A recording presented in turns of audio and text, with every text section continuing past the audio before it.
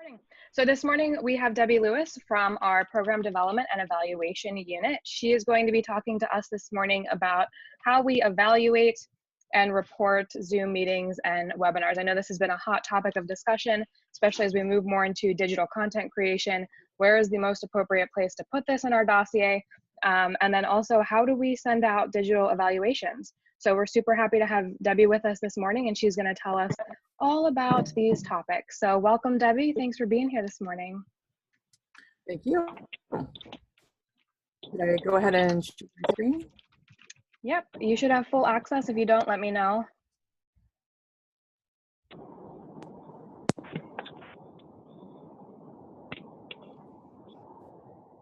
What's that? Perfect.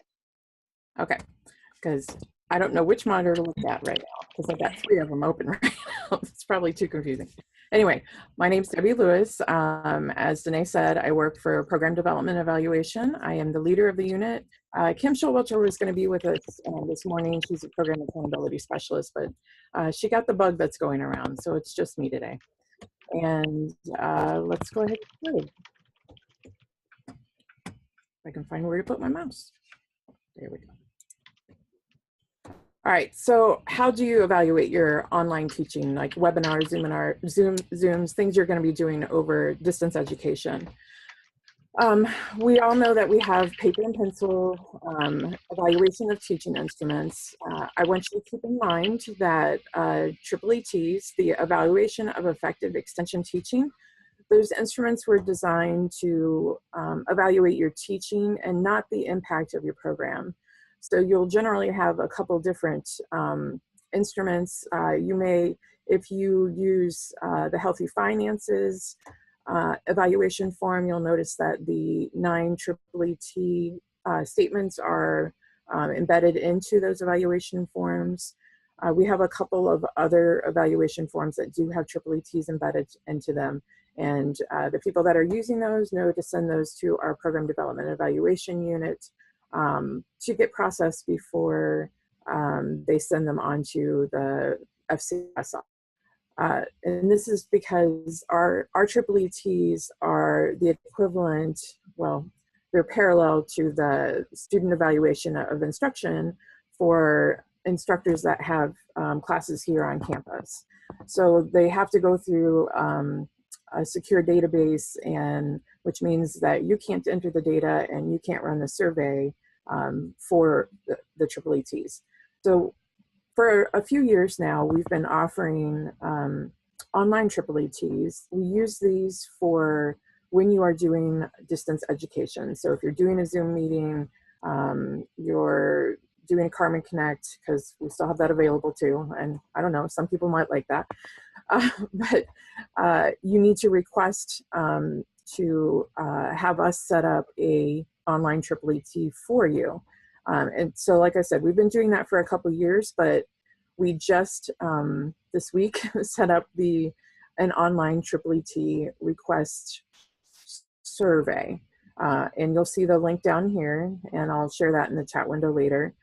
But what this is, it's basically, it will serve like your cover sheet for a regular like paper and pencil, like if you're doing these EETs on paper and pencil in person. So we're going to collect some information. You need to know that we need this request to be submitted before your Zoom training occurs. And remember to keep in mind that, again, EETs are to evaluate your teaching and not the impact of the program. So you need to submit these before your program.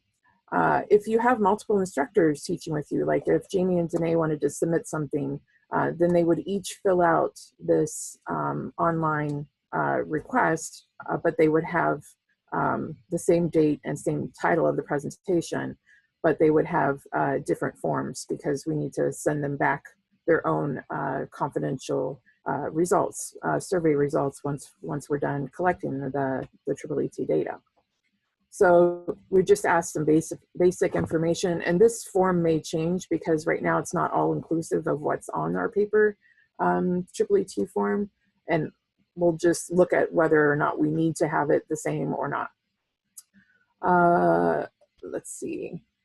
And as I said a minute ago, and maybe if you caught it or didn't catch it, but right now, online triple for online learning, okay?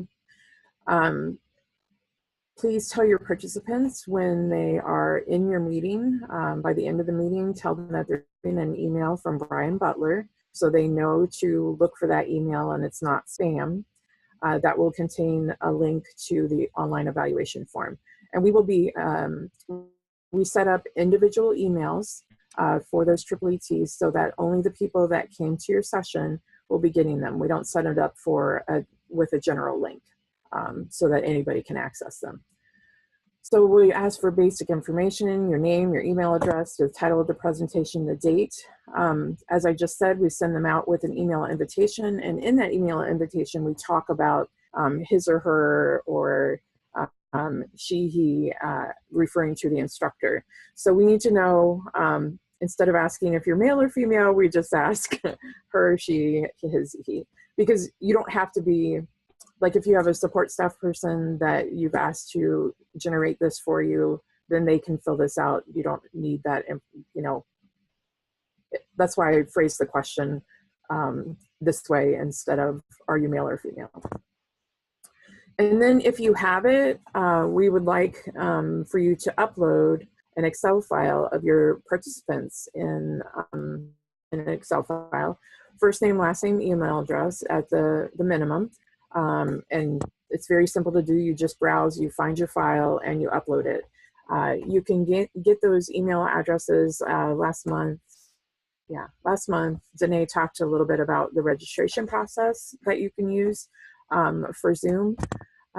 You can get those, you can download those email addresses using Zoom's registration process.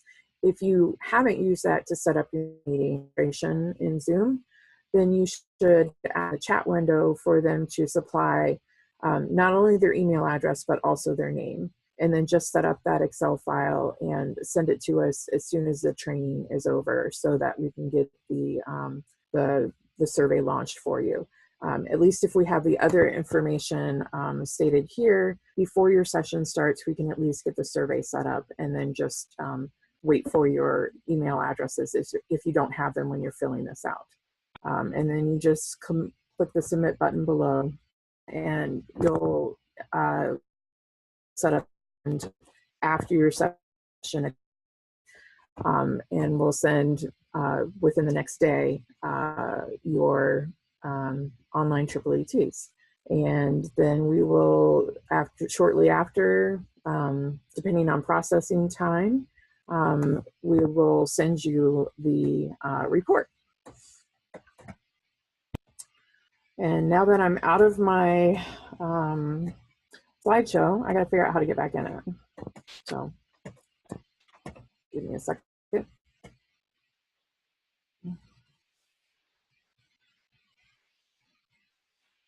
Clues. Where to go? There we go. That'll work. Okay. So any questions about that online triple ET?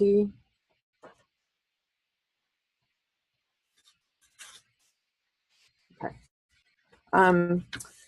So as I was saying, you can collect registration from Zoom to make your email list or use the chat window. If you need instruction on how to set up a registration for a Zoom meeting, I'm going to leave that to Danae and Jamie and Ken Kolka if you need assistance. I know Danae talked, like I said, Danae talked about it a little bit last month, but I don't want to spend too much time talking about how to use Zoom when I want to be talking about how to do online evaluations. Okay, so we have some sample questions set up for you if you do want to develop an evaluation to determine the impact of your program.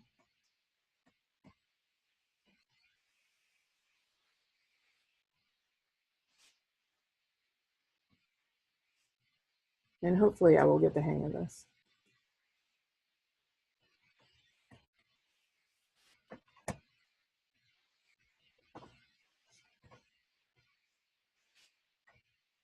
All right.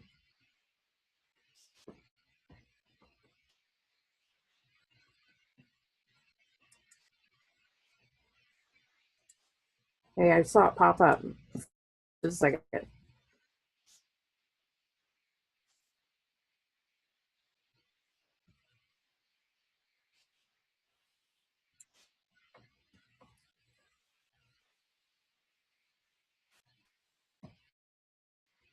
All right, so how many of you are using Qualtrics?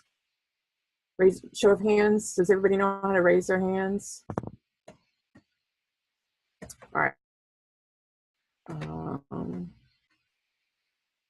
Some people have video and they're raising their hands. I see at least one hand up by Ferguson.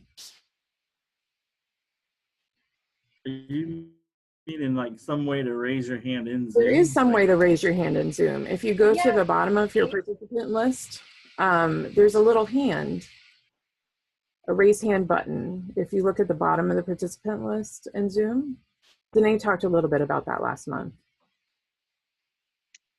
Yeah, and I think for me as host, the tab that I see is manage participants, but for you as participants, it might say something a little bit different. So I don't know what it says at the bottom of your screen. I don't think I can lower everybody's hands, but I think that Danae can. I can. Yeah, I just clicked on a button at the bottom that said participants, and then it had like a pop-up window, and then I could click raise hand there. Oh, okay. Yes, that's the way I do it too. All right, so here is Qualtrics. I saw some hands up in the participant window. Here's a little just quick demo about Qualtrics. We set up a sample program evaluation, and I'll just show this to you.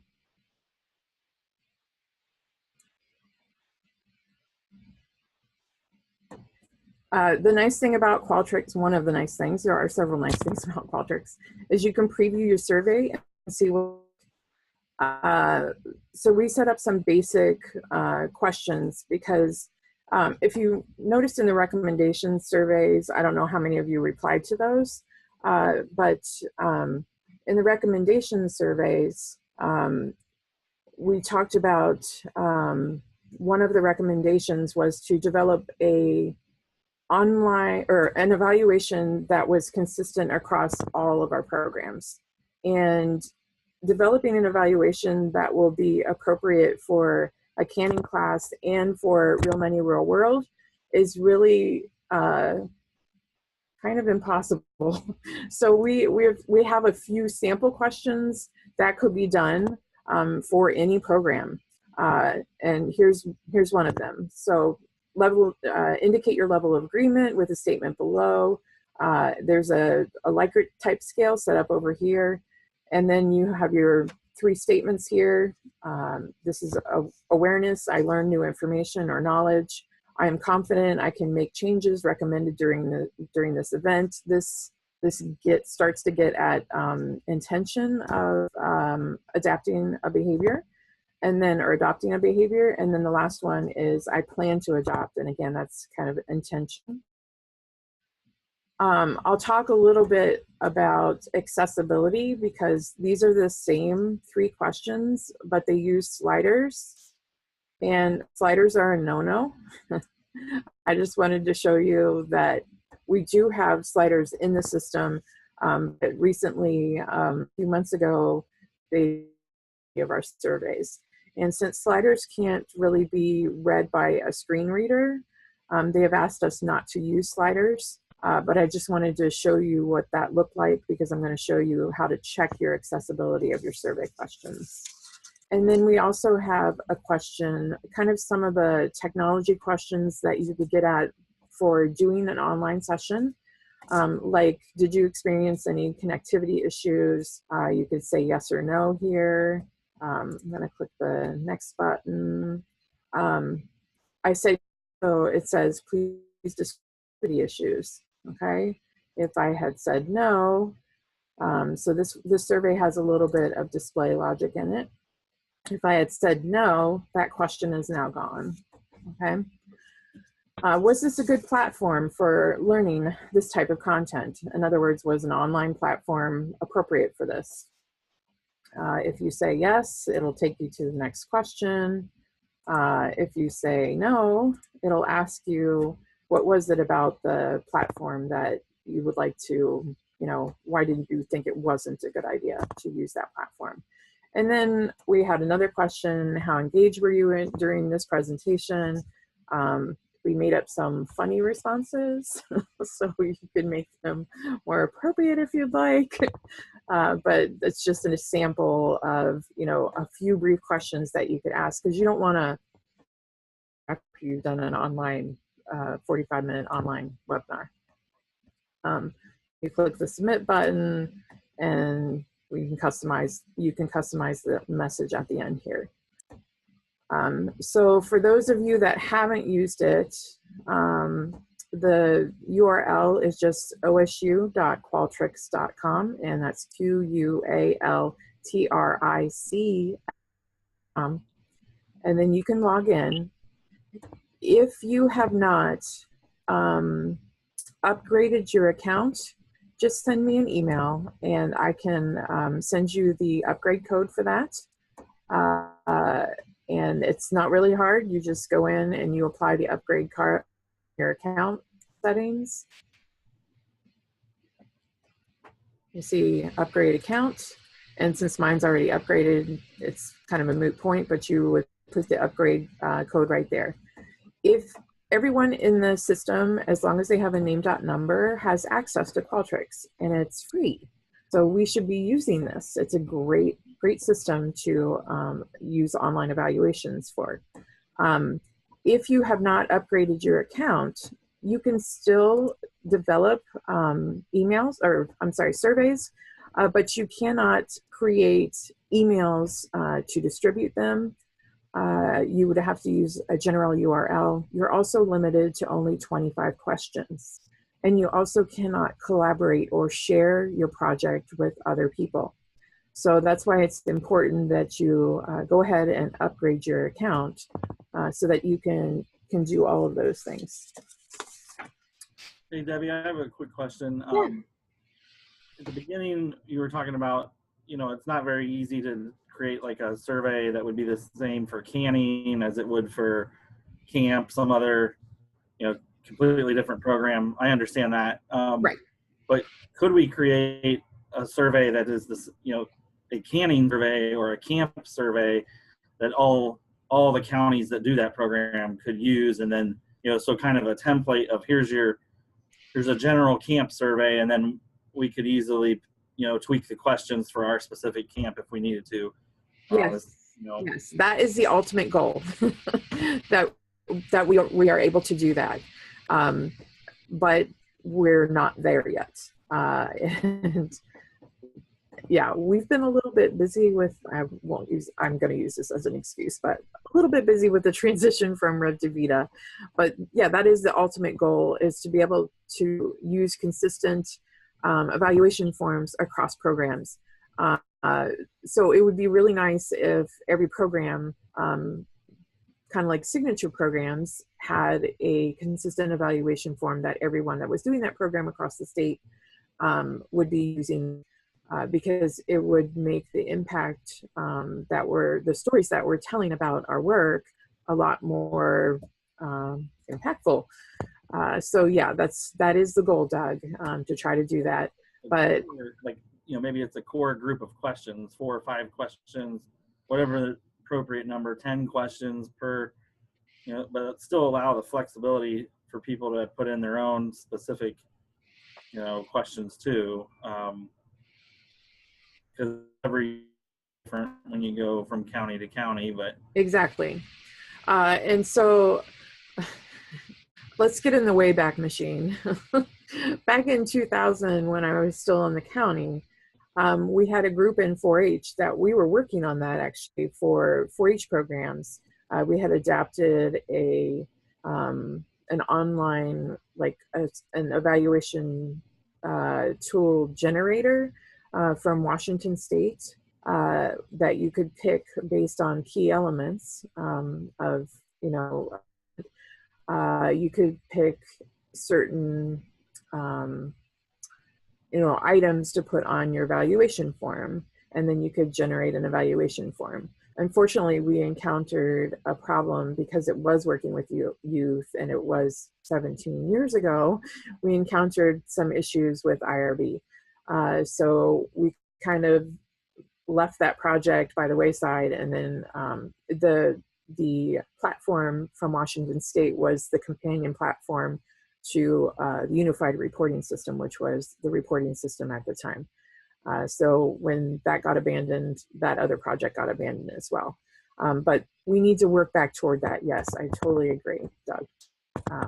So that's something that we need to work on. Let me just talk a little bit. I'm going back to my here. All right.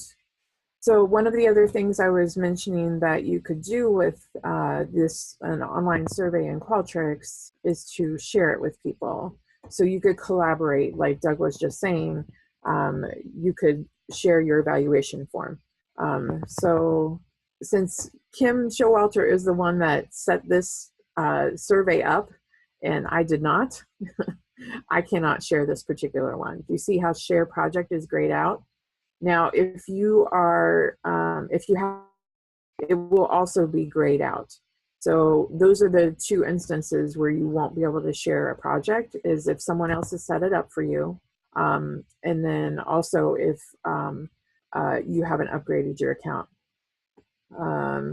I could copy this project if I wanted to. And it creates a copy, and I'm just going to leave that name there, but I could change this and make it, put my program name there and say evaluation form for whatever program that is. I'm going to leave that name there and refresh my screen. That's refreshing for me.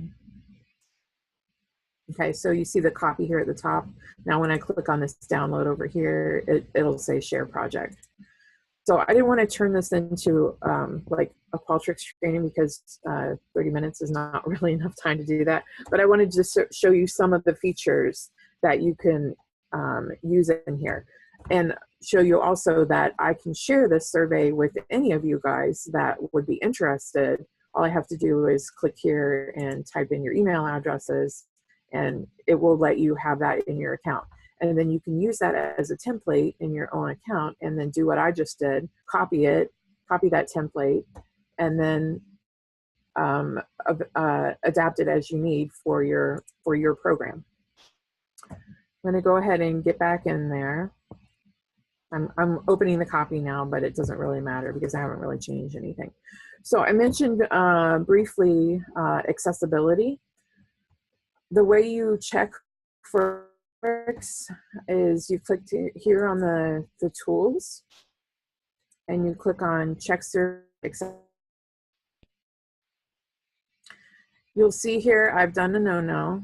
The survey contains a question that doesn't meet the accessibility standards, and the Ohio State Qualtrics kind of blog has a list of the questions that are inaccessible. And they're supposed to make our instances of our accounts, like our account settings in the future, are going to be set up so we can't even add those types of questions to our surveys. Right now, they haven't done that yet. They got some feedback from professors doing research that said, nope, we need to be able to still add those types of surveys into our work. So. But you can see this says question 7 is a constant sum, and that means that it's using a slider bar, and you shouldn't be doing that. Also down here it says my next and previous buttons are kind of nonsensical. They don't have a word, so a screen reader can't read double bird mouth or double, what is that, greater than, less than sign. Then number the survey questions, and enable survey option response, these tags. So I'm going to just show you a couple places where you need to, because of course, not everything to manage those are all in the correct place, or in the same place, not the correct place. So the first thing is if you click on look and feel, the first thing you're going to see is that next button and the back button. So what I usually put in here are words, next and previous, so that you can see this button changed from a double bird mouth to a the word next. And then save that.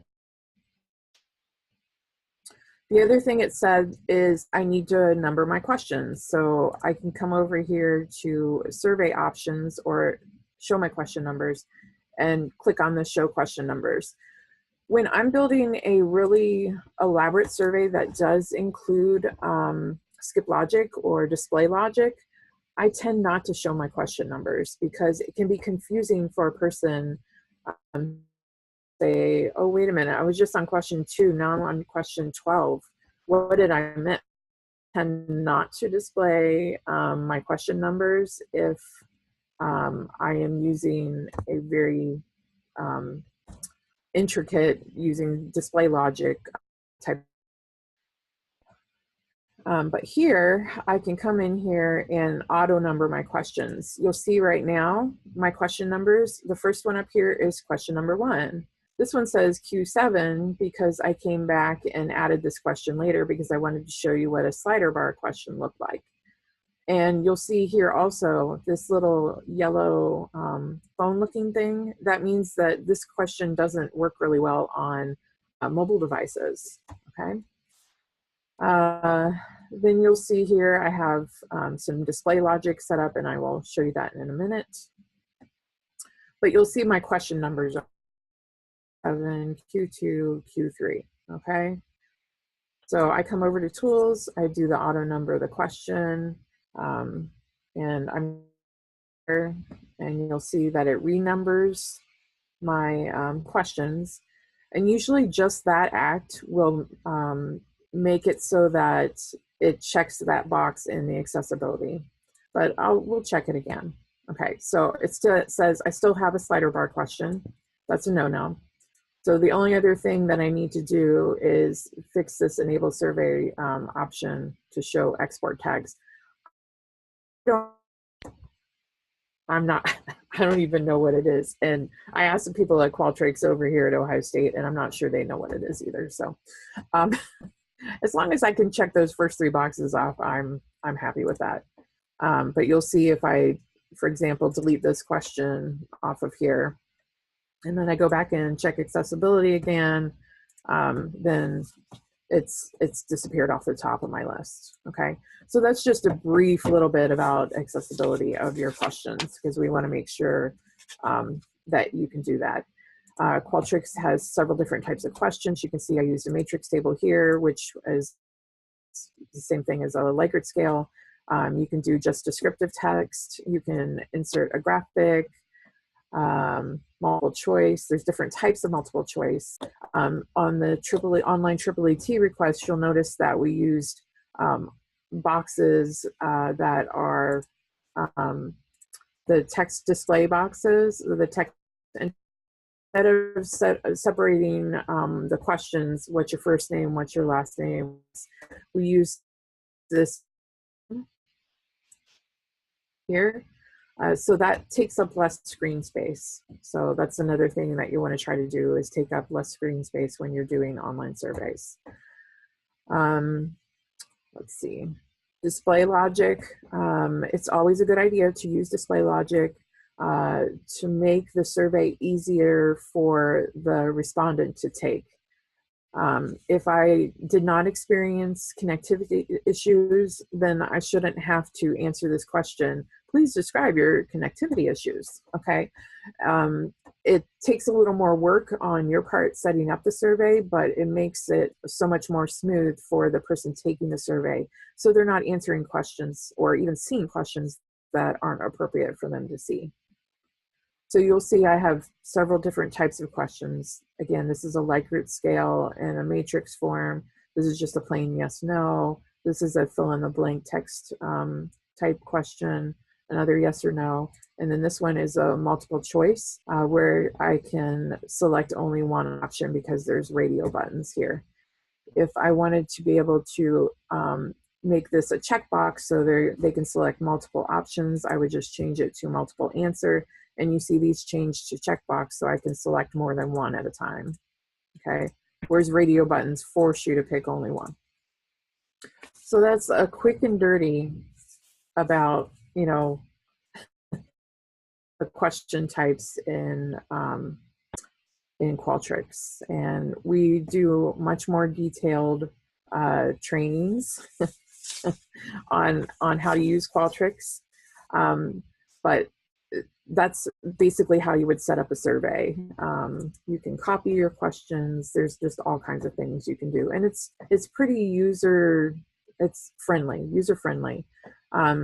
Qualtrics University is another place where you could get help. You just click on this little help and it brings up a window where you can ask a question or go to Qualtrics support. There's a couple other things that I want to show you. I mentioned earlier that for your online EETs, we would be sending those out to only email addresses and not using a generic web address to distribute the survey. And again, that's just good web-based survey best practice because you get a better response rate and you can send out reminders. And instead of sending a reminder out to the world, you're just sending it out to the, because you can set it up that way in your messages. So what can I show you here? Contacts is basically an address book, okay? So if I click on contacts, and my contacts are kept separate from your contacts, or, you know, Jamie's, Danae's, everybody's contacts are kept separately, okay? So you can see that I have several different I call them address books for different surveys that I have set up. So if I just look at one of these, it will display the first name, last name, and email address. And this is one that I was just doing a test on. I'm not sure why there's 3 Debby Lewis's in there, but anyway. But hey, this is a good option, a good way to show you. You can consolidate duplicates. If somebody has, if there's people in your address book that have the same email addresses.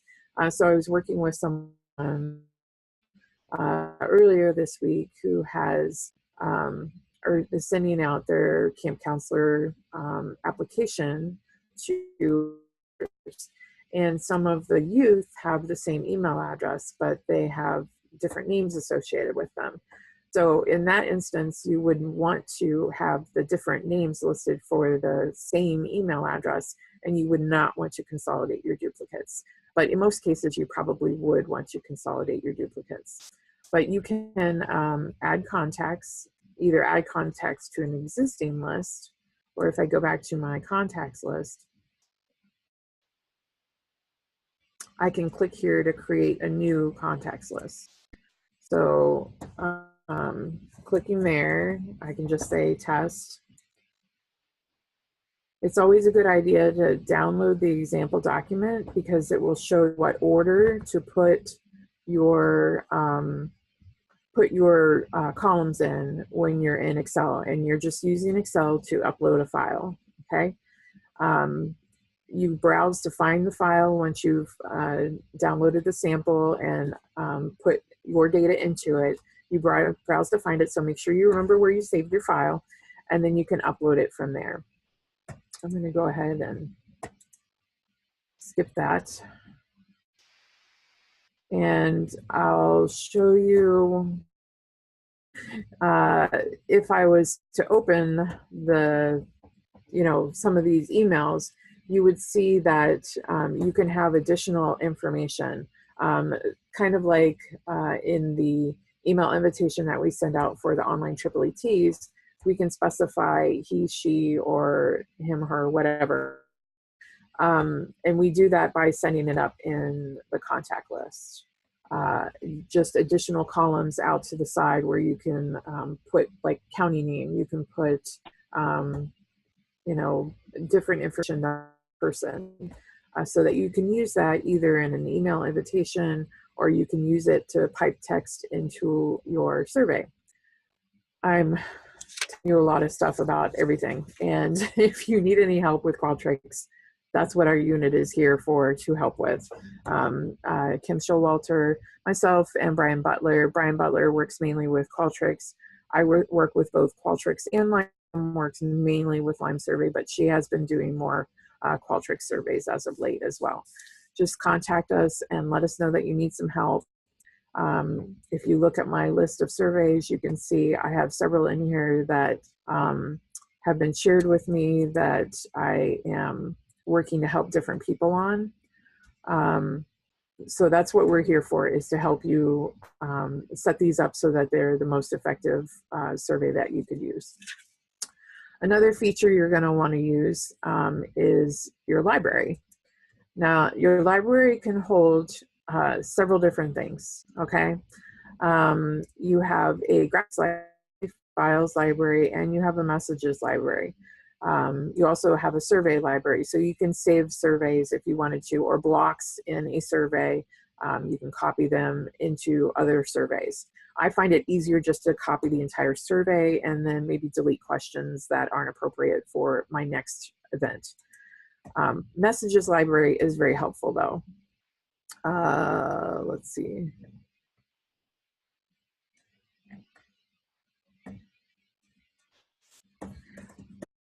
I know last year.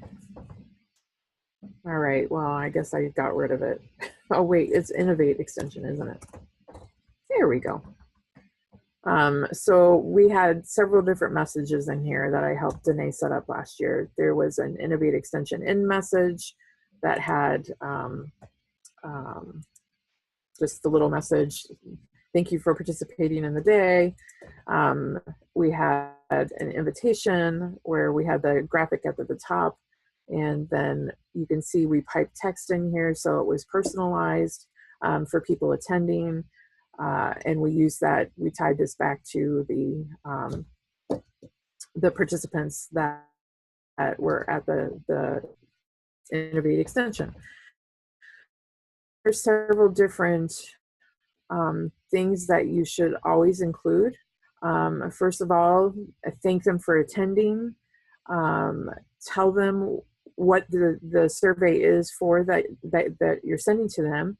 Make sure you give them a date to respond by. To click on the link, and you can do it two ways. You can either have just words that say follow this link, or you can have it so that the URL is completely displayed. Behalf and just a thank you. So make sure you include those types of things in your messages. Also, don't just use the generic Qualtrics survey invitation. It's Times New Roman. Yes, that's a legal font, but it's also one that not everybody likes. So I usually change everything to Arial because that's another legal font that we can use. Legal, I mean, you know, approved font for the university. And then you can see here that the signature block is branded. So we have the OSU logo, and we have Jamie and Danae's signature blocks with the same way as you would be sending out a regular email. Oh gosh.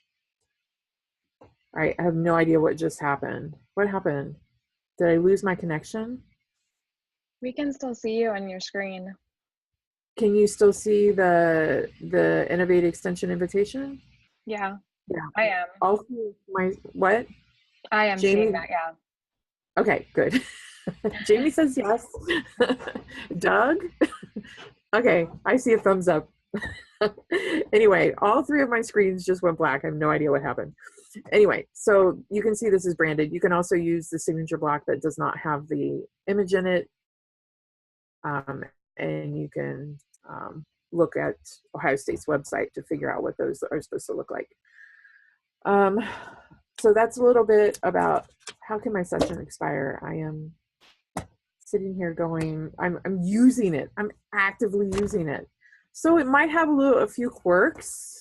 I have no idea why that did that.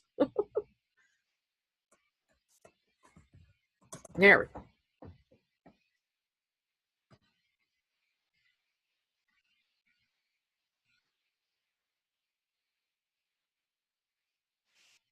that session that was expiring, and I confused it by opening another window, probably. So here's my list of evaluations again, where you can do end messages, you can do thank you messages, you can do invitation messages. So if I come back, sample program evaluation, we'll see if Kim gave me permission to do invitations.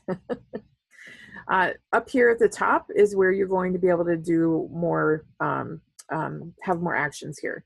So distributions, this is where you'll be able to distribute. You can distribute using email, you can distribute using web. So if you want to distribute using email, click on the compose email. You would set up the message, you would select your contacts from your contact list. You can change this, but you can change the from name and the reply to name. Make sure these two match, because our Ohio State email product will make them match if you don't. You can select different times, like if you want to send it now, or if you want to send it, you know, you can schedule it to send, type in your subject, and then here is where you would load your message. Okay, so if I wanted to load that message, I can see this particular invitation uses a lot of pipe text, and the way I get that in there is by clicking on this little icon, the A with the curly brackets, and I select from the list. It'll give you a list of the survey questions that are on that survey, or I could, from the contacts field, embed first and last. This one also included in my contacts list, I had a column called reviewee full name. And then I also had another called reviewee first name. And then I gave them the dates of when they should be evaluating this person. So gave them more information about when they should respond, and then had Brian's signature here. Now, down at the very bottom, I didn't talk about this yet, but you will need to know that can survey until you have included an opt-out link. Now, a lot of the times that we're sending these things, we don't really want to include an opt-out link that a person could, because a lot of times people just don't even read the email. They just look for the URL and they click. So I tend to hide my opt-out link by just clicking where I want the opt-out link to go. Scroll back up to the top. Oh, sorry, wrong one. Click on that curly bracket again, the opt-out link, select here, and where it says enter text or interlink text here, which is what the text that would display on the screen, and click here to opt out. I just put a single space and then I say insert, and you'll see the opt-out link is inserted there. But when we actually look at this email, it will still be there. So it's legal to send, but your participant isn't going to accidentally click on it. So once I've done that,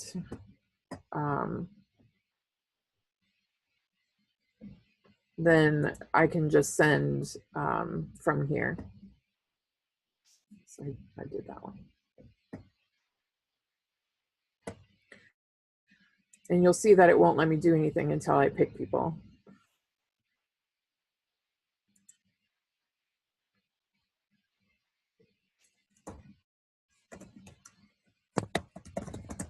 And if you are sending tests, it's a good idea to do that. It's a good idea to look at the email before you send it, and then check it out, because sometimes the formatting could be a little bit weird. Okay,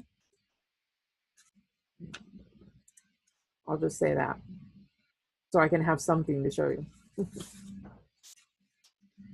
All right, so then it will say, hey, this is scheduled to send, because it's scheduled in 1 hour instead of now. I can also set up reminders. So if I click here, it will say,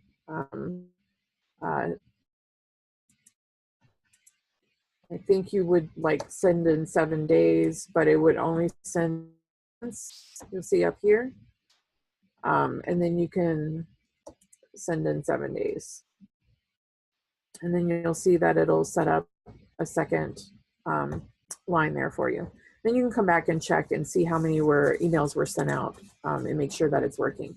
If this distributions tab is grayed out, that means you have another account or the person that gave you permission to share the survey or is sharing the survey with you has not given you permission to distribute that survey.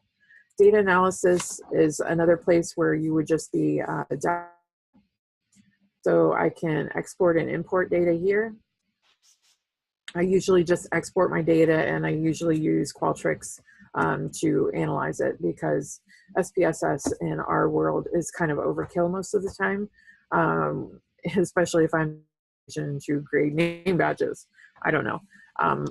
If you're doing a registration survey for an example. In Qualtrics, you can also do and you can, if you just click here, you can play around with reports.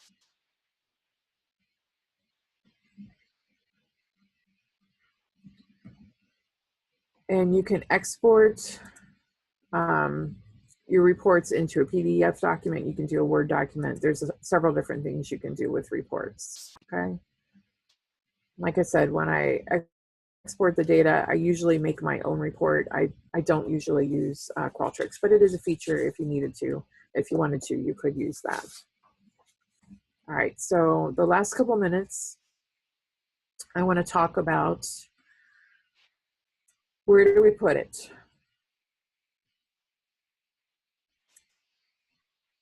All right.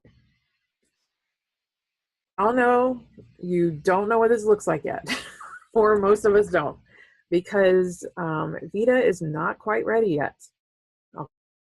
I'm gonna have a first training session next week with the era, but I'm gonna be setting up more. The product is not ready for me even to do a training next week, but I already have it on the books, so I'm going to go ahead and do it, and there's going to be a lot of, but you can't do this yet. So vita.osu.edu is the URL, and you have to sign in to be able to see where to put your information. I'm going to extension. If you don't have these options across here, that probably means you don't have my department extension. Just contact me and we'll work on getting you legal in the system. So this is just a quick and dirty. If I have a program set up, a program called web-based surveys, because that's my program, because I don't have a program area or whatever. So and this is the overarching program trainings. Like web-based surveys, I would also put things under here, like if I'm doing just a Qualtrics survey, I have another presentation that I do on web-based survey best practices. So any those types of program-based surveys is where I would be putting the RGP program. And then you can see I can add an event here, and this is where I would add the event. So when I added this event, I called it I called it evaluating and reporting. That first word is just, this is what I'm doing. This is the window that's opening. This is the title of what I'm editing, okay? You can see the title right there. You can also see that this is associated with the program called Web-Based Surveys. That's program year 2017. Percent taught, I did 100% of the teaching. If I did not do 100% of the teaching, you will see another one, okay? So like 10% of the teaching, window pops open called description of effort. You can put your description of what you did. So Kim created the slides for this, and I taught say that, you know, the teaching percent taught was 100%, but I might, you know, put somewhere else the effort that Kim put into making the slideshow. Web-based surveys is the name, the date, all of this information, delivery method, or what happened, because I had selected these things this morning and they have cleared out. Like I said, it's glitchy right now. But ODE team is definitely working on, we are at the top of the list now, the CFAS module. You can see, I can put contacts in here. The contacts held. So the difference between this one and if you used RIB in the past, or OSU Pro or URS, you'll see that not only do we have a gender breakdown now, but we're also going to start asking for adult and youth. And again, this is a NIFA thing where they've started to ask us, you know, what's the breakdown of how many youth were involved, 18 and under, and how many adults were involved. So that's just a brief, I did that already.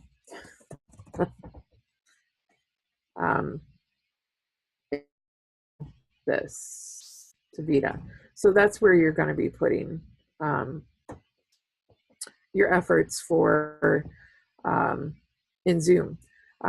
You will probably have a list of programs that you're doing your Zoom trainings around, so that you would just add it as an event associated with that program. Okay, so any questions about where to put it? Now there's other places to put other electronic types of or digital scholarship, but this is where you would put a web-based training session, is in your teaching for your programs. All right, I believe that that is where I am ending. All right, I'm gonna get this 3 window thing fixed. I know it, right? All right, can you see? What are you seeing right now? Are you seeing the presenter view? In your presenter view, yeah. Okay, I'm gonna get used to this, but it's not gonna be today. Now we see just your presentation, Yeah. yeah. So I talked about editing, I talked about the contact list, I talked about analyzing your data, where to put it. So just our contact information. I'm the leader of the unit for program development evaluation, Kim Showalter. Like I said, she can help with Lyme survey, which everybody in the College of Food or in Extension has access to that. And since it's a free source software, we don't have to worry about the whole conflict of interest in that. So she can help with that. If you want to set up an account with Lyme Survey, it's not quite as user-friendly as Qualtrics, but it's a very nice software. We use it. We still use it all the time. Brian Butler, like I said, was the person that you would contact to get help with Qualtrics. I can also help with that and helping setting up a survey. Pretty much anybody in my unit can do that. Amy El-Hadi, I put her because she can help with if you need assistance in learning how to analyze qualitative data. So if you ask a bunch of open-ended questions on your survey, she can help you analyze that. We've been recommendation feedback for a few weeks now. So, and then also in my unit, but not mentioned here because it's not, she doesn't really work with online surveys or this type of thing, is Susanna Winden, and she's our market analyst. So if you want to analyze trends in your county, she can help you with that.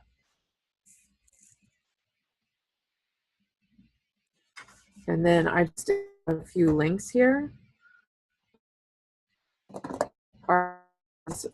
pde.osu.edu, and again, for Qualtrics is osu.qualtrics.com, and then we have the online EET request.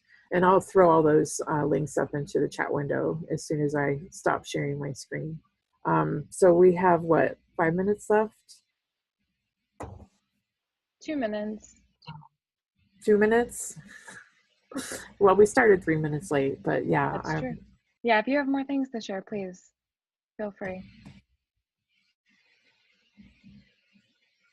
I'm going to do that.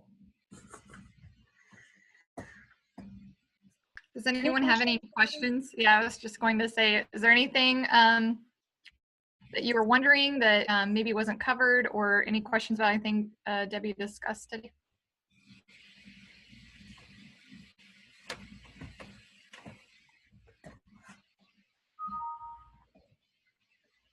If you wanted to do a triple ET, for example, and a kind of like evaluating the impact of your program, both types of surveys, then just contact us and we can set up a way to, we could embed a link on the final page of a triple ET that takes them to a survey that you've developed, for example, in Qualtrics. And that way you'll get your triple ET data into the PDs, and then you'll have direct access to whatever data that you collect for the impact evaluation.